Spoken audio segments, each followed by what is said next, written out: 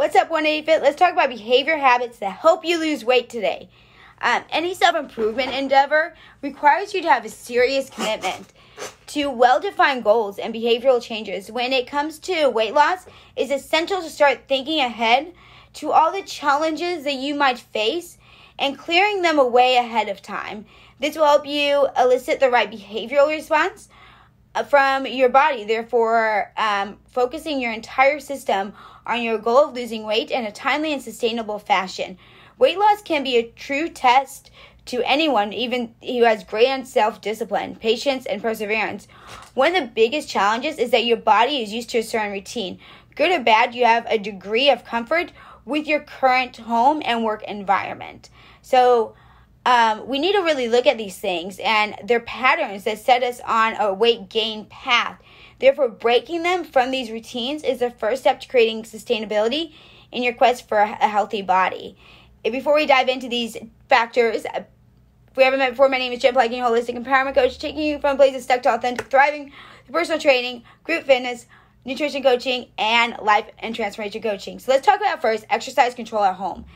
The common misconception people have is that to lose weight, you must starve yourself. Actually, your eating habits at home just need to be based on necessity rather than a whim. Eating right is the cornerstone of wholesome health and maintainable healthy body weight.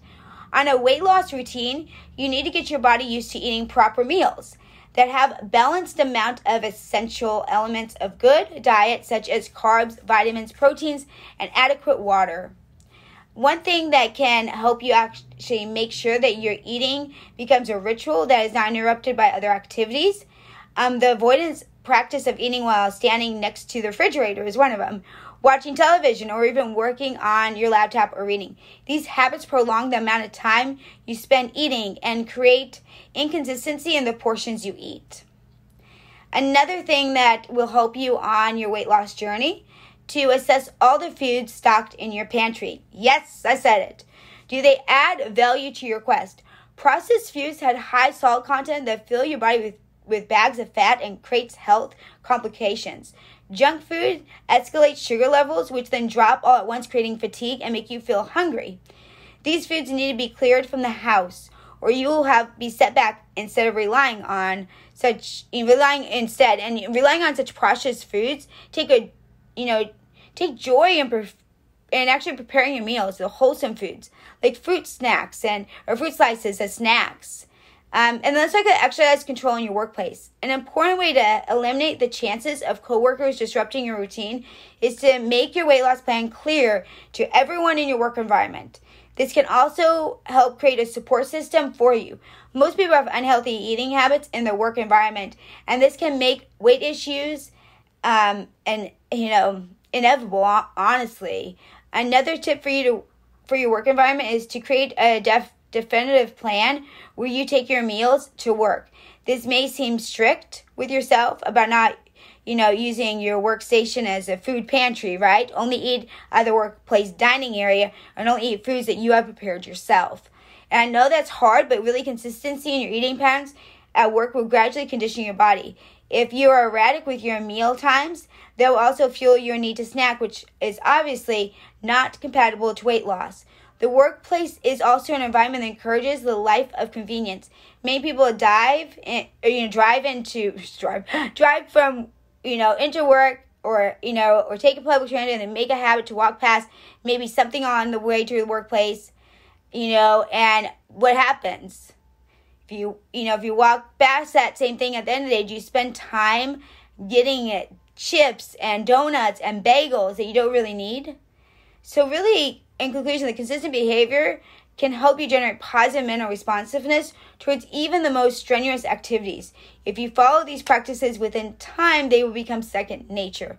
Instead of losing your will to live whenever you hear the words healthy food and exercise, when you open your eyes in the morning, you actually wake up looking forward to them instead. And so the small changes that we make, I always say that it's in the daily micro habits that truly live our greatest potential. And if we really focus on making these changes, really focus on making those meals at home, meal prepping. I'll have a whole series on meal prepping for you guys. And setting up a week for success. and really knowing what we're going to eat, and it's already planned, we don't have to guess, and just making it that that's a non-negotiable.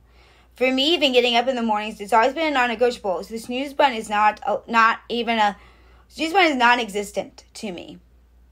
And therefore, I don't struggle with getting up in the morning just because I've made it a non-negotiable in my life. So now I naturally wake up, and if I wake up to an alarm clock, man, I don't even think about it. Like, I'm out of bed, snooze button, it just can't happen. Because I know my mornings are the way that I set myself up for success. And for me, I mean, I am very structured with how I eat. My meals are very set to this day. Now, do I enjoy occasional, like tonight I'm going to be meeting with a friend and we're going to eat and we're going to probably some wine, and I'm not going to worry about my normal nutrient intake. But it's one day out of the week, one meal out of the week that I can just enjoy. And when you have that one meal one day, you don't want pizza and a hamburger and all those things. You get to choose one thing. You really appreciate it and enjoy it. And honestly, your taste buds will change with time, even with that, because you start enjoying true and natural food in its real form. And you're not going to want any counterfeits. It makes a grand difference. So know that this might seem difficult and hard in the beginning. I get that. Having that support system and not beating yourself up when you mess up, but really setting yourself up for success and planning it out in advance is always key. We should always plan out our weeks in advance and know what we're going to do and know the outlook of them and set ourselves up so we can be successful and have that conversation with your family. We're not going to have this unhealthy food. You know, I mean, you define your family's guidelines. The reason why we have obese kids, right? Obese kids become obese adults. You have more obese kids who have become obese adults. And it happens time and time again. And then we wonder why we can't stop this obesity problem, because we have to change at the family level. So know that if you're an adult right now, you have kids, you are empowered. You have the opportunity to change your family story forever. But it has to begin with you and you setting those guidelines and those boundaries and defining as your family, we're going to do this together. And, you know, kids get used to eating healthier food. They do, I promise you. Kids don't like to starve. They're going to eat. Sometimes we just condition them to have whatever they want. So, hard truth, but honest truth. No, that's just because I care that I bring you the honest and real truth. So, once again, I'm always here if you need anything. Message me on any of my platforms. Check the show notes for ways to get in touch with me. I'm here to help you on this journey. Like and subscribe so you know every time I post new content that's answering your questions on this fit life, because it's a fit lifestyle. It's not a diet, not a fad, not a broken promise program. This is real life happening right now, doable, sustainable, and lasting. All right, be brave, be kind, live authentically, and always shine, tribe. Remember, you're just one habit away.